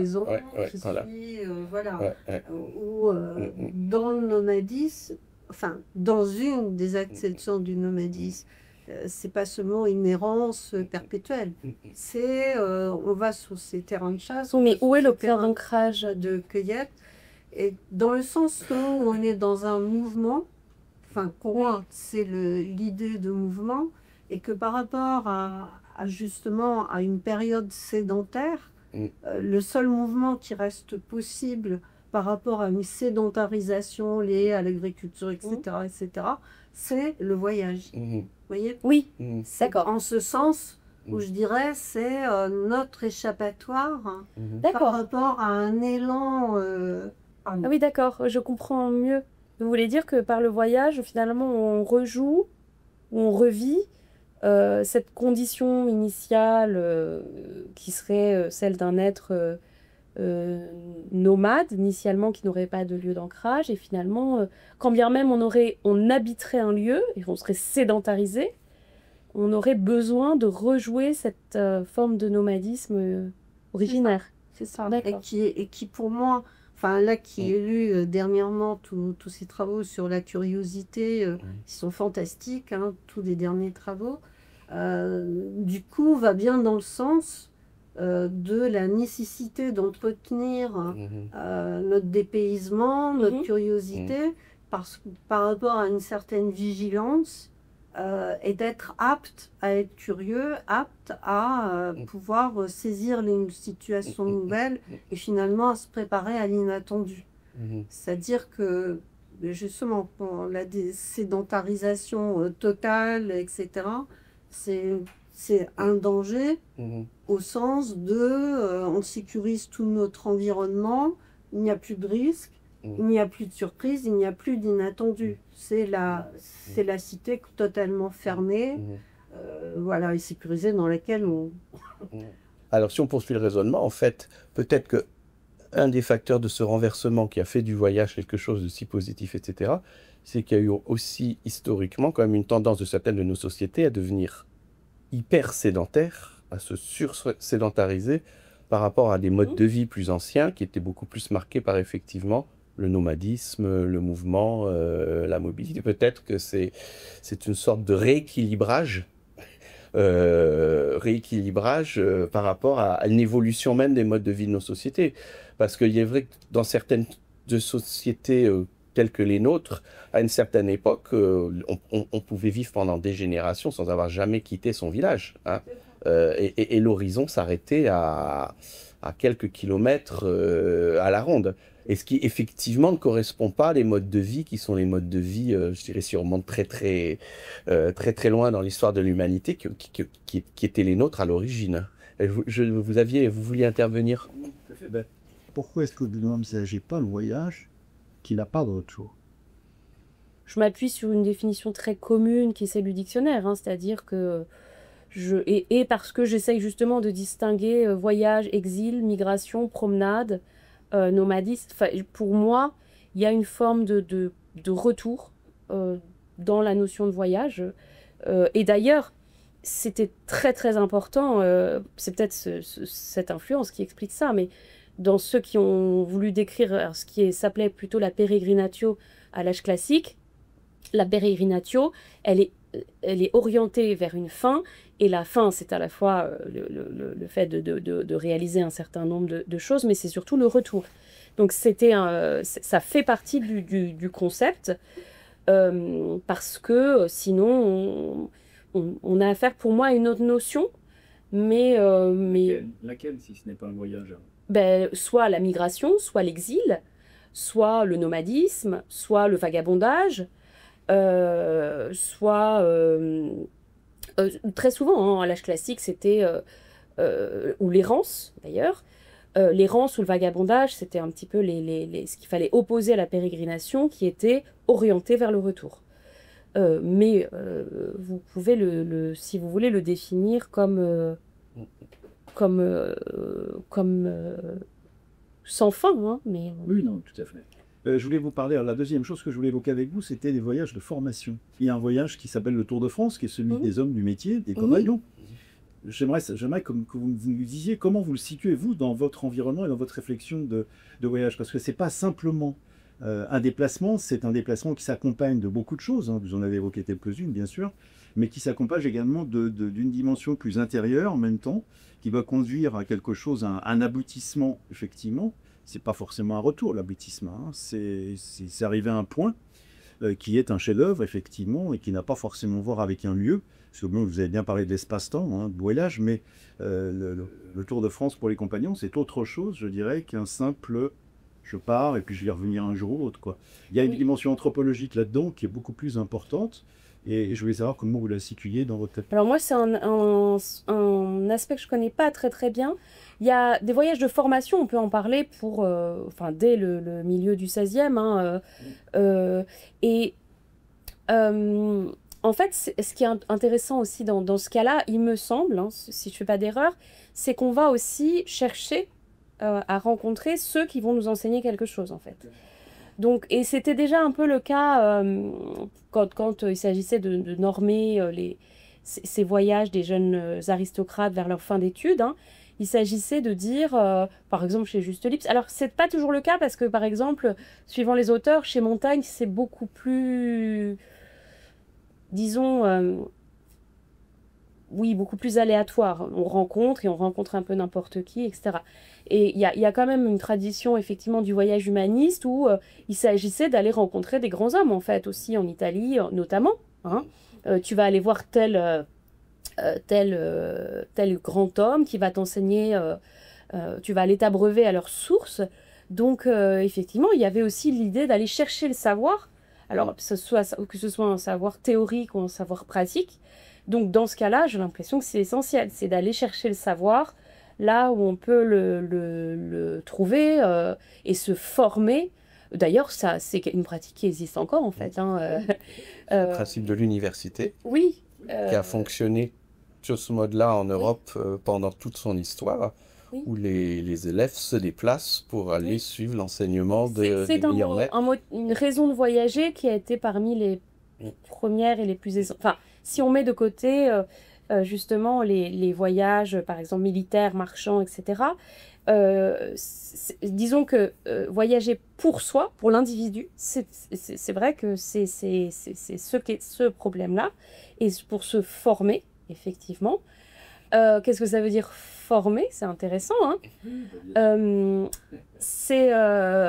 et puis il y avait tout aussi ce problème de...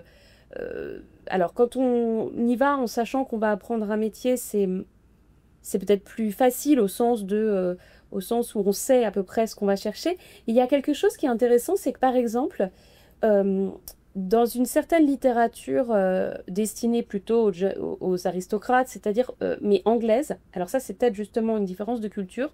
Par exemple, chez Locke, vous avez une façon de penser le voyage d'éducation qui est souvent... qui est assez orienté vers, pour que ce ne soit pas totalement inutile, en fait, le jeune homme, même si c'est un gentleman, on va le faire bosser, en fait. On va aller le faire voyager, puis lui faire aller bosser à tel endroit, et puis on va faire en sorte aussi qu'il s'habille un petit peu... Il y a toute cette question du vêtement dont on parle beaucoup dans cette littérature, qui s'habille sans nécessairement faire apparaître sa condition, hein. Et puis, voilà, il va aller, par exemple, apprendre à tel savoir. Ça ne veut pas dire que ce sera nécessairement son métier, hein, sa formation, mais ça, c'est intéressant parce qu'il y avait cette notion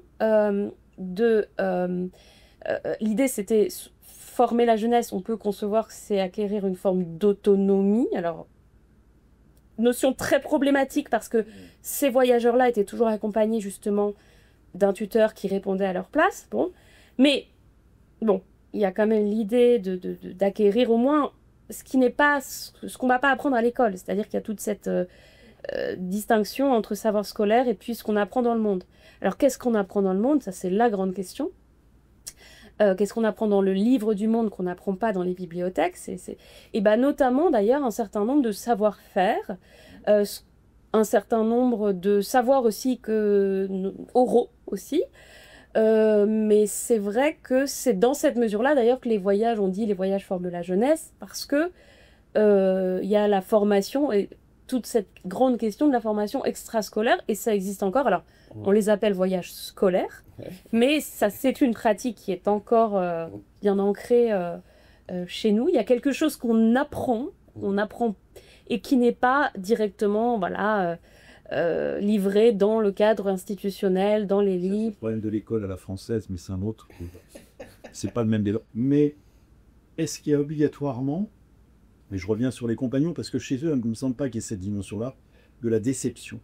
La déception pour un compagnon, là, parce qu'ils m'ont raconté, je ne suis pas du tout compagnon, hein, mais j'en connais quelques-uns, ils m'ont tous raconté qu'effectivement, ils étaient déçus parce qu'ils étaient convaincus de certaines choses, ils pensaient que c'était comme ça, faire comme ça, et boum, ils tombaient sur un gars qui leur disait non mais attends. Donc, je vais tout rectifier. Donc vous êtes d'accord finalement avec la réalité. Mais je veux dire, ça aboutit au bout, au bout du voyage, si je peux dire, on les reconnaît, vous allez parler de reconnaissance, et à mon avis à juste titre, on les reconnaît comme compagnons, ils produisent effectivement ce qu'on appelle un chef-d'œuvre, qu'on peut trouver, il y en a partout, il y en a à Nantes en particulier, mais il y en a ailleurs. Et donc, c'est vrai que il n'y a pas cette dimension déceptive, elle fait partie du voyage, mais pas forcément de la fin du voyage. Non. Pas forcément de... Voilà, c'est ça que je vais... Mais c'est parce qu'il s'agit d'une expérience, et finalement, vous l'avez suggéré vous-même, vous vous défaites d'un certain nombre de préjugés, comme Descartes, qui, à un moment de sa vie, se dit je vais aller aussi me confronter au monde, apprendre dans le livre du monde, et puis je vais rentrer, et puis je vais me rendre compte aussi que j'ai un certain nombre de certitudes qu'il faut dont je vais me défaire, ou comme avant lui, d'ailleurs il s'en inspire de Montaigne qui dit je vais aller frotter, limer ma cervelle contre celle d'autrui. Dans ce frottage, il y a quelque chose de l'ordre de l'expérience. Alors, vous allez me dire, non, c'est pas une forme d'expérience, c'est pas un échec, mais on se défait d'un certain nombre de jugements, par exemple, d'un certain nombre de préjugés. Donc, en ce sens-là, on est dans la formation, au sens vraiment au sens plein, quoi. Dans la formation, c'est-à-dire qu'on va polir. C'est d'ailleurs souvent pensé comme ça, comme un polissage. Donc, dans ce sens-là, je comprends ce que vous voulez dire. Polir implique plutôt un achèvement, un perfectionnement. C'est une métaphore de compagnon, d'ailleurs. Oui. Polir la pierre brute. Polir la pierre brute, et c'est très présent dans cette littérature apodémique, au sens où, et si on conçoit par exemple le voyage comme l'achèvement de l'éducation, on se dit, bon, ce qui manque, c'est d'ailleurs souvent l'apprentissage du monde aussi comme apprentissage de la civilité, de ce que c'est que se comporter dans le monde, d'aller au contact des autres. Donc effectivement, polissage moral et intellectuel aussi parfois, qui fait qu'on ne va pas dire effectivement que c'est quelque chose de décevant, mais décevant au sens où on a affaire à une expérience qui est toujours de l'ordre de... au sens où quand on polit, on enlève de la matière. Donc il y a forcément... Vous voyez ce que je veux dire. Bruno. Merci. J'avais une question à propos de la notion d'éthique. Vous avez prononcé le mot. Moi, je pense que le tourisme, par exemple, on ne peut pas exactement le superposer au voyage, parce que le tourisme, c'est finalement un voyage normé, un voyage justement où il y a des guides, où il y a des... et vous ne déterminez pas forcément votre manière de voyager si vous suivez le guide. Vous voyez ce que je veux dire? Alors qu'il y a un voyage aventureux, un voyage qui est une sorte de... on se jette en avant, si vous voulez. On va au-devant du monde sans savoir en quoi il consiste et en essayant de s'adapter au fur et à mesure. Et à ce moment-là, l'éthique consiste à élaborer sur le champ un mode de voyager qui ne préexiste pas, disons. Et donc, cette notion d'éthique, je l'opposerais à une norme ou à une morale, dans la mesure où elle est invention. Vous voyez ce que je veux dire ? Du coup, vous avez envie d'opposer l'éthique du voyageur aventureux à la morale du touriste, en gros. Absolument, oui. Alors, est-ce qu'il existe encore des voyageurs aventureux, des aventuriers ou est-ce qu'on n'a pas toujours un peu une posture Même Sylvain Tesson, est-ce que c'est pas un touriste? Je sais pas. L'anthropologue, par exemple, qui va... Oui, mais je me demande, moi, s'il y échappe. Ouais. Il a son billet d'avion, il est quand même réservé, il n'est pas en train de faire de l'autostop. Est-ce qu'il existe toujours des lieux à découvrir aussi? Oui, ça aussi. Dans le dernier ouvrage de Tim Ingold, il mentionne ça pendant longtemps. C'est pour ça que j'évoquais l'ascension des sommets pendant longtemps. Je veux dire, ce qui était resté pour nous le sommet de l'aventure, c'était de conquérir les plus grands sommets du monde, parce que peu de monde y était allé. Maintenant, c'est devenu du tourisme de masse.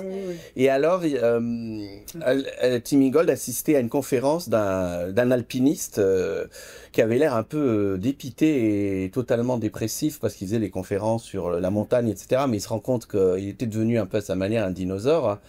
Et disait finalement, le seul truc qui nous reste, c'est l'alpinisme à l'envers, c'est-à-dire la spéléologie. Mais ceci dit, alors Mais même là, c'est devenu... Ceci dit, ce que vous dites, en fait, ça fait... Je ne sais pas si c'est ce que vous avez dans l'esprit, mais ça rappelle la métisse d'Ulysse. En fait, le grand voyageur Ulysse, il est hyper intéressant pour ça. Et parce que il développe et il a cette espèce d'intelligence rusée qui s'adapte justement à un monde mouvant, à la contingence, etc. Et ça, c'est intéressant. Et c'est ça d'ailleurs aussi que peut vouloir dire les voyages forment la jeunesse, ou qu'est-ce qu'on apprend en dehors de l'école? C'est apprendre à se débrouiller, à s'adapter à l'imprévu, aux autres, avoir un peu de débrouillardise. Alors on ne le dit pas tellement comme ça, l'âge classique, et à vaincre la fortune aussi. Alors, c'est ça, c'est cette espèce de... Alors vous allez me dire, d'ailleurs, est-ce qu'il est si certain que le touriste n'ait jamais à faire preuve d'un petit peu de ruse, finalement? Moi, je suis pour une réhabilitation un petit peu du touriste, hein, finalement. Je me dis, et puis est-ce que quand et puis ça dépend aussi de la façon dont les sujets vivent le voyage, parce que moi, même si j'organise un peu les choses, j'ai quand même l'impression parfois de prendre des risques alors qu'ils sont minimes, parce que je suis trouillarde, alors que quelqu'un peut-être aura pas tellement prévu, où il dormira et puis sera assez détendu, n'aura même pas besoin de déployer une grande capacité d'adaptation. Donc j'ai l'impression que ça dépend aussi des tempéraments. Mais en tout cas, ça m'a fait penser un petit peu à la métisse, la ruse, ça, ouais. Et cette intelligence qui est liée à une forme de mensonge. Mais ça, je l'explique un petit peu de façon provocatrice, mais dans le dernier chapitre. Oui, certainement. De toute façon, on est d'accord qu'il y a, même si j'ai tendance à dire qu'on est un peu tous des touristes, il y a des degrés, bien sûr. Je pense que la notion de tourisme, si on veut vraiment la rétrécir, disons, bon, d'abord il y a l'idée de grand tour, donc c'est forcément, comme vous le disiez, un retour. Mais l'aventure, c'est aller au-devant de l'ailleurs, aller au-devant de l'altérité absolue, aller au-devant d'un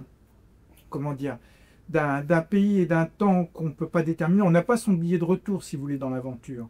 Alors que dans le grand tour, où on sait que de toute façon on reviendra au pays, le touriste en général il a acheté un aller-retour, enfin bon. Oui. Et c'est l'idée que finalement on confronte toujours ce qu'on voit, c'est-à-dire la nouveauté qu'on appréhende, elle est toujours référée à ce qu'on connaît. Il y a un raisonnement analogique nécessaire, mais ça je pense qu'il est humain. Hein. Oui. Mais l'aventurier, je pense qu'il s'y livre aussi. Hein. Le voyage d'exploration, enfin même dans les voyages d'exploration d'ailleurs ça se produit, oui. mais on peut imaginer que l'aventurier c'est celui qui va forger des instruments nouveaux, disons, pour appréhender l'altérité à laquelle il est affronté. Vous voyez ce que je veux dire? Oui, on est toujours un peu dans ce fantasme de la première fois, de la découverte, et en fait je pense que même un pionnier, etc. Alors déjà, souvent rate, et c'est un raté. Alors ça, je trouve ça intéressant, parce qu'en fait, les grands voyages, c'est des voyages ratés. Hein. Commencer par celui de Christophe Colomb. Et c'est un échec, en fait. Et même ceux qu'on présente un peu comme ça, comme des pionniers, finalement, nécessairement optent pour le raisonnement analogique en rapportant l'inconnu au connu. je pense qu'on ne peut pas faire autrement. C'est tout le drame de l'ethnologie, hein, les ethnologues qui veulent absolument ne pas arriver avec leur regard et surtout pas surimposer leur regard sur ce qu'ils vont voir, finalement ne finissent par faire que ça parce qu'on ne peut pas penser autrement qu'analogiquement. J'allais revenir. Pardon. Oui, merci.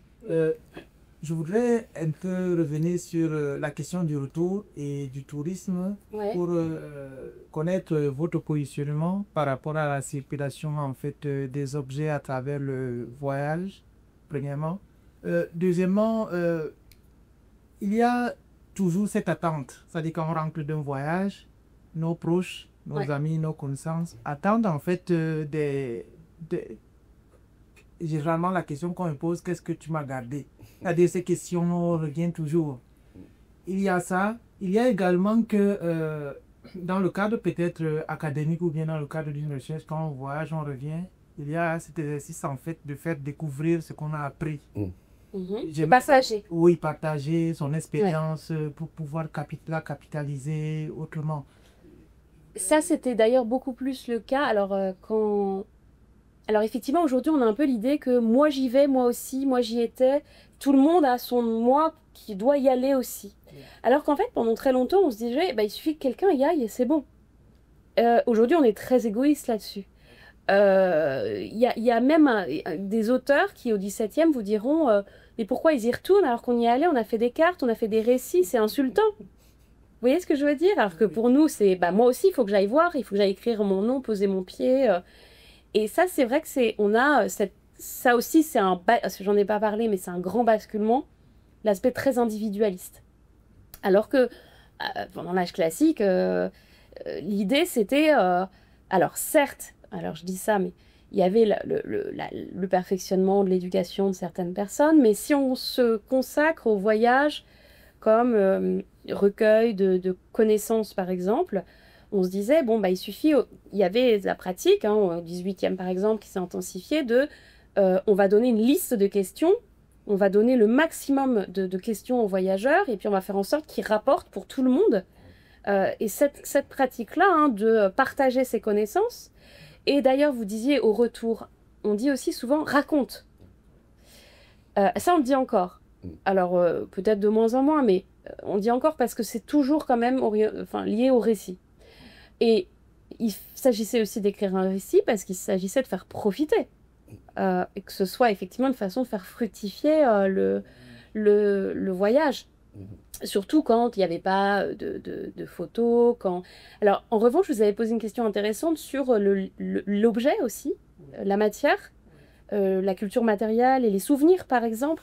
C'est quelque chose que je trouve intéressant parce que c'est vrai qu'il y a cette pratique anthropologique qui consiste souvent à rapporter un petit morceau, d'ailleurs, qui est finalement ce dernier lien physique qu'on garde.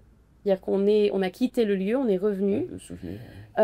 On a parfois quelque chose qui... Alors, d'ailleurs, parfois quelque chose d'un peu absurde parce que on est parti à Rome et puis on a rapporté un truc qui a été fabriqué en Chine, au fond. Donc ça, c'est compliqué aussi. Ça, c'est un problème qui fait partie d'ailleurs du problème des gaz à effet de serre, des émissions carbone. C'est-à-dire que, c'est quand même problématique de rapporter un petit colisée en plastique fabriqué en Chine. Mais bon, il y a différents... Moi, ça me touche particulièrement parce que j'ai un rapport très affectif, très fétichiste aux choses en général. Et je fais partie aussi de ceux qui... Alors, je me retiens, qui auraient envie de prendre, je l'ai fait en plus parfois, des pierres, du sable. Pas seulement des artefacts, mais aussi des morceaux. J'ai une collection de sable. J'ai pris aussi un pavé à Lisbonne, c'est mal. Je sais que maintenant, moi je viens de Normandie, on peut plus prendre les galets à Étretat, mais j'en ai pris plein quand je savais pas ça, moi. Effectivement, j'ai ce lien. Il y a des personnes qui s'en fichent complètement, qui n'ont pas tellement moi, je suis très très fétichiste, j'adore les objets. J'ai rapporté des choses que j'aurais pas dû rapporter. Et heureusement d'ailleurs que c'est encadré et que c'est surveillé parce qu'effectivement, ça je m'y intéresse, il y a quand même un réflexe un peu il y a du vandalisme en fait, hein, quand même.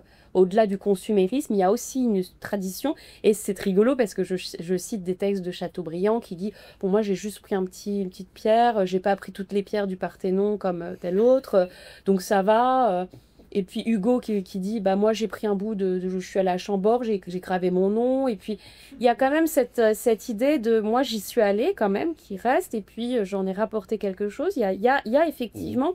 Et encore une fois, ça rejoint un petit peu ce qu'on disait sur le corps, c'est-à-dire c'est pas seulement une expérience spirituelle. Il y a l'épreuve d'un corps, et puis l'idée que ce corps était là et qui rapporte un morceau du lieu. Alors après, bon, on peut aller très loin dans le pillage. Et alors, ce qui est drôle, c'est qu'il y a quelque chose d'un petit peu... comment dire c'est un peu au carré, si vous voulez, parce que maintenant, on va aussi protéger, pour les touristes contemporains, ce qui était des actes de vandalisme de touristes, par exemple, du Moyen-Âge, qui allaient faire des graffitis. Ce qui était plutôt répréhensible, mais aujourd'hui, on va dire, regardez, c'est un graffiti d'un voyageur ou d'un pèlerin, ou un objet de pèlerinage, d'ailleurs, d'un objet de pèlerinage qui a été... Enfin, voilà. Et effectivement, il y a ce réflexe que je trouve qui est assez universel, hein, qui est intéressant, qui peut prendre des proportions, parce qu'il y a énorme, par exemple, André Malraux, qui a carrément pillé des temples au Cambodge. Hein, bon, voilà, il faut que quand même, pour se prémunir de ce type de vandalisme. Donc après, si on prend vous allez me dire c'est aussi grave, mais voilà, j'ai pris un peu de sable ça et là, est-ce que c'est grave? Pour revenir à notre idée de tout à l'heure de nos origines, c'est un peu celui qui est parti à la chasse, il faut pas rentrer bredouille, hein, il faut qu'il rentre avec quelque chose, sinon c'est un mauvais chasseur. Et en même temps, oui c'est vrai, il y a aussi l'idée que... Est-ce qu'il y a l'idée de preuve d'ailleurs C'est ce que j'allais dire. Il y a un peu ça, je pense. Pendant un moment, il y a eu ça. Et la photo a apporté beaucoup à ça, c'est-à-dire qu'aujourd'hui, on va prendre en photo des lieux ou des objets, par exemple la Joconde.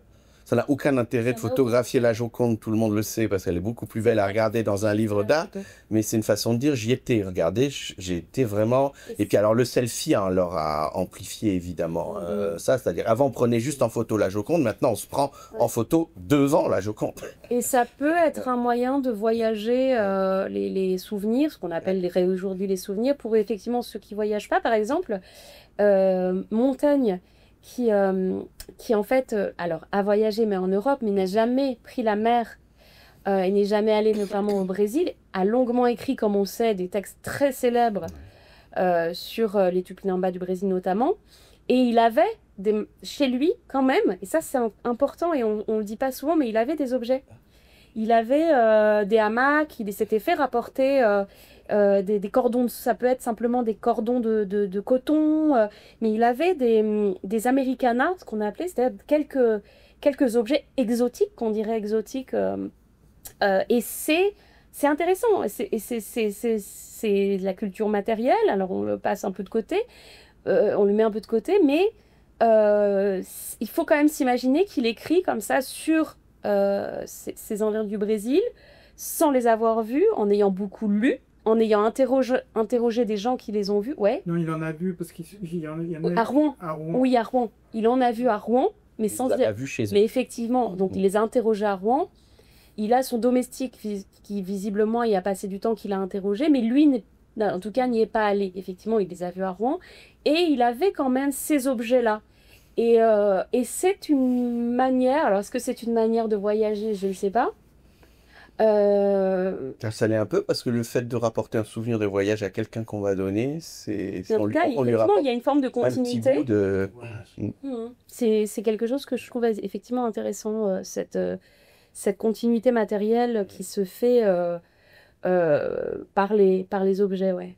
Alors malheureusement, on va devoir s'arrêter là pour respecter le temps, parce qu'on a des échanges passionnants. Voilà, on est obligé de s'arrêter pour respecter le temps de chacun. Merci Juliette. Merci pour votre présence.